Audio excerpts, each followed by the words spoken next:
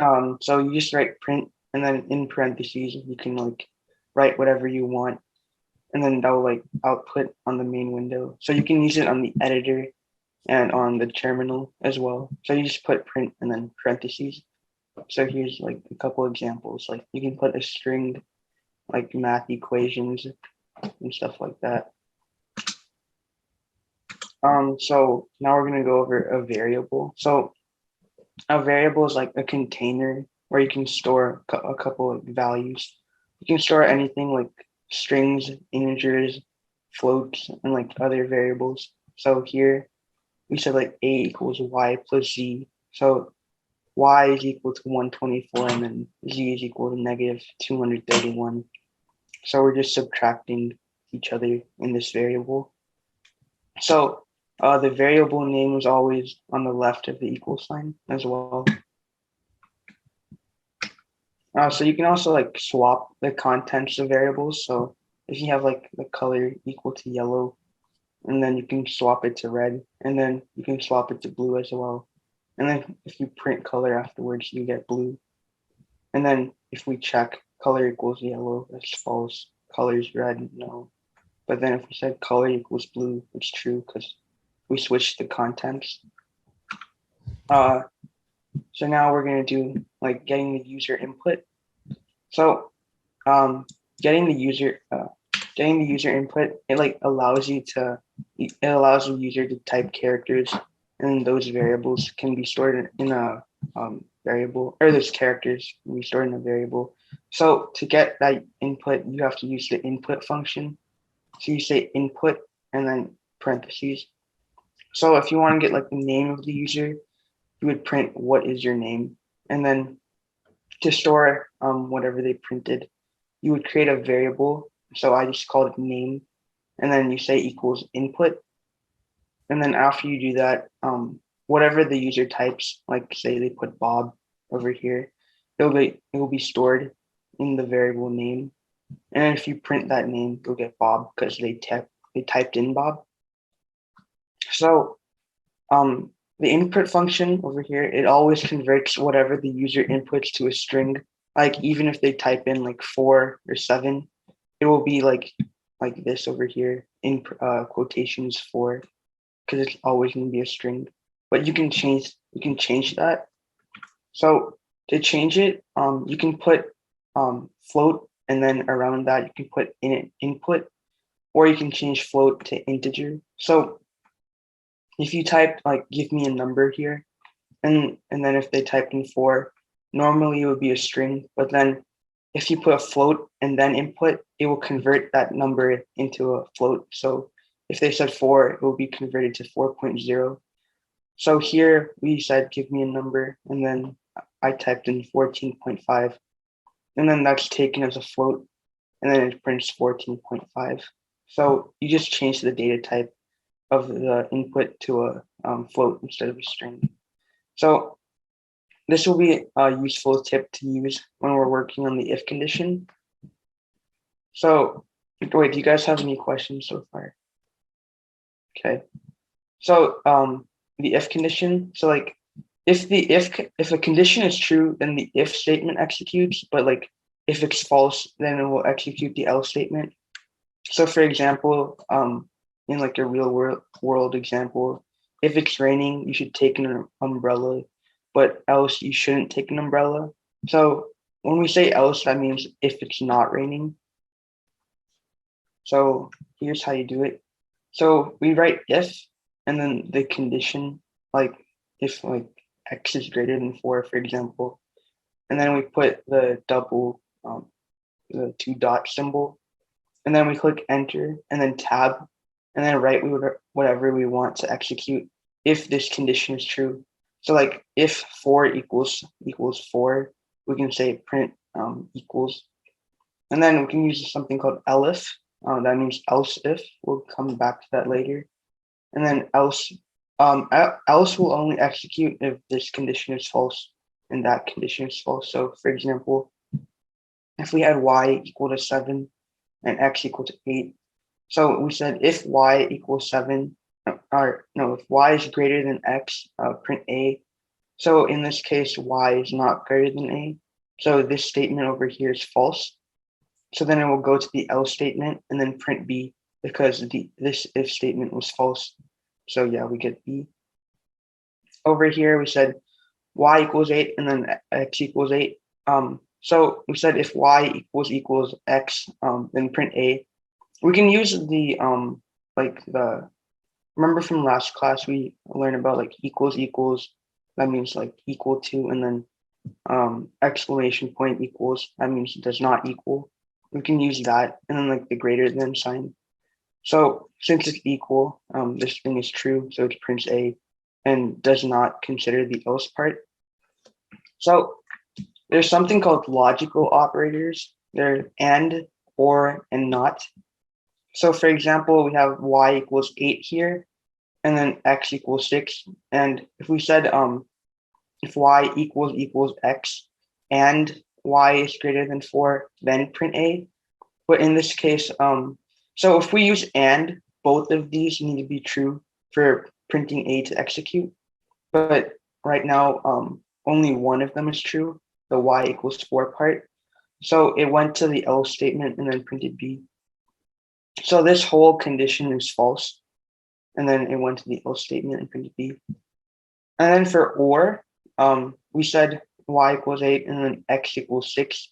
So only one of these need to be true for the if condition to execute. So if we said y equals x, which is false, or y is greater than 4, which is true, since only one of them is true, the whole thing will be true because we use or, and then we'll print a, but it won't go to the else statement because this one's true. Do you guys have any questions with that? Okay. So now we'll go into the membership operators. So there's in and not in. So say we have a word, a variable called word, and then we make that equal to hello, the string.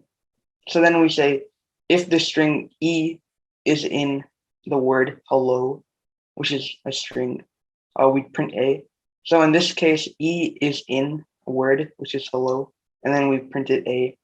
And since that was true, we wouldn't go to the else statement and we wouldn't print b. So the not in condition, so if we said word equals hello, and then if e not in word, but it's in word right now. So this statement would be false, and then go to the else statement and then print b. So instead, so we wouldn't print a because e is in hello, and yeah. You guys have any questions with that? Okay, so we're gonna compare the user input to a number. So remember how we like converted the user input from a string to an integer and a float. So now, if you wanted to compare the user input to another number, you can't without changing the data type of that input, you can't compare it to number. So if we forgot to put like float input and just put number equals input, then we're comparing a string to an integer, and then we'll get an error from that. So we have the variable name first. Okay, so first we say like print like give me a number greater than 5, and then we have we store that input in a variable, but we have to change that from string. So we say float and then put a parentheses around the input, or we can change it to an integer and then put parentheses around the input. So over here we said give me a number greater than 5, and then number, and then we change that number from a string to a float. And then now we can compare the number. So if we say if that number is greater than 5, then print your number is greater than 5. Or if it's not greater than 5, so we put else, print your number is not greater than 5. So here we say give me a number, and then so this is the output. So if we say give me a number greater than 5, we say 8. So first it's a string, but now we converted that string to a float, and now it's 8.0. And then 8 is true, 8 is greater than 5. So then it prints your number is greater than 5 and doesn't go to the else statement, which is because this one's true. And do you guys have any questions with that part? Okay. I have a question. Mm-hmm. Yeah, so I think this is a very fascinating. So now, do you mind showing, now, Mr. Anish, do you mind showing like how you actually code on PyCharm and give a little bit of Mhm. kind of, practice, hands-on practice to students so that Oh they, yeah, I have yeah. a couple problems a bit. Oh, that's awesome. Yeah, Yeah, thank you. it's over here. I have some problems right now. Okay, so yeah, try let's see. Try doing like these problems in the editor. So for the editor, I mean like here. So for the editor, try doing it in like this area and don't do it in the terminal.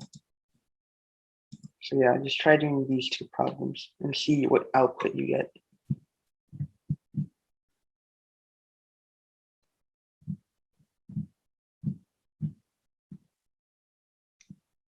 And tell me when you're done doing them.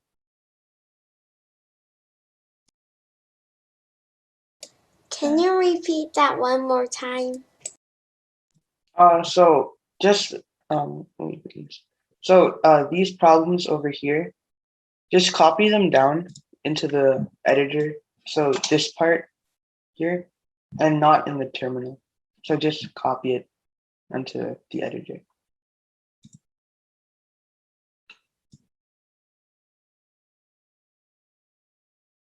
Just send me a chat message when you're done doing that. What is supposed to happen? So type out this code, okay, I and typed then out both of them. okay. So first, try one at a time, and then run the program, and then see if you get the same output. There should be a green triangle at the top right corner to run your code.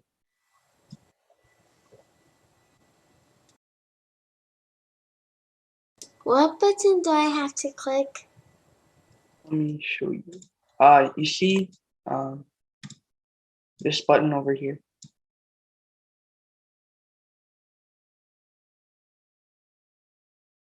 At the top. Did you guys try it out? Okay, I'll go to the next part. Okay, so the next part is elif. So it's basically like it stands for else and if. So if the condition of the if is false, then the program checks the next elif block until one of them is true. So if we had like a normal code, we'd have if, and then next would be elif, and then else. So only if all the elif conditions are false, then the program would go to the else condition. So if we use like multiple if statements and we wanted to check all the possible scenarios, we couldn't do that because if one of the if statements were false, then it would go straight to the else condition. So if we had like an if statement and then an else statement, or no, if we had like two if statements and then an else statement, right? Then if the first if statement is false, then it will go straight to the else. But if we had an elif and then the first if was false, then we'll go straight to the elif. So here's a chart on the top right for you to check out of elif. So if the if condition is false, then it will go to the elif statement, and then if that's false, then it will go to the else statement. But if this one's true, then we'll go to the body of the elif, and then if the if condition is true, then it will go to the if statement. So here's an example. So try writing this code out on your editor. So if we wanted to like check what the student's grade was on a letter grade, we could write this code. So using elif, right? If you want to use like multiple if statements, then you should use elif. So if the grade is in between 90 and 100, then we would print A, and then 80 through 89, we print B, and 70 through 79, we'd print C, and then 60 through 69, we print D. And then if the grade is less than 0, print that's not a real grade. And then if the grade is too high, or greater than 100, we print the greatest two high, or else we print F. So if we put, wait, so if we change, first let me run this. So if we put 75 or 76, we get C. But if we changed all of these to an if statement,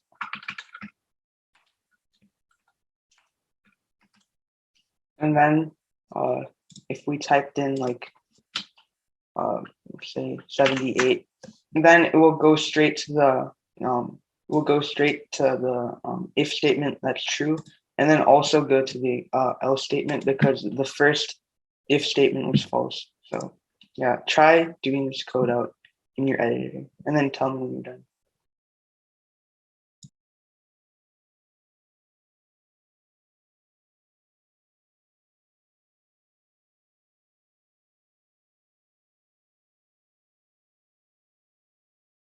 So these are the practice problems. There's only 8.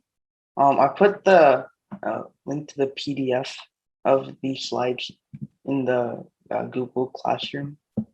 So yeah, just tell me when you're done doing it. And if you need help, just ask. All of it's just based on today.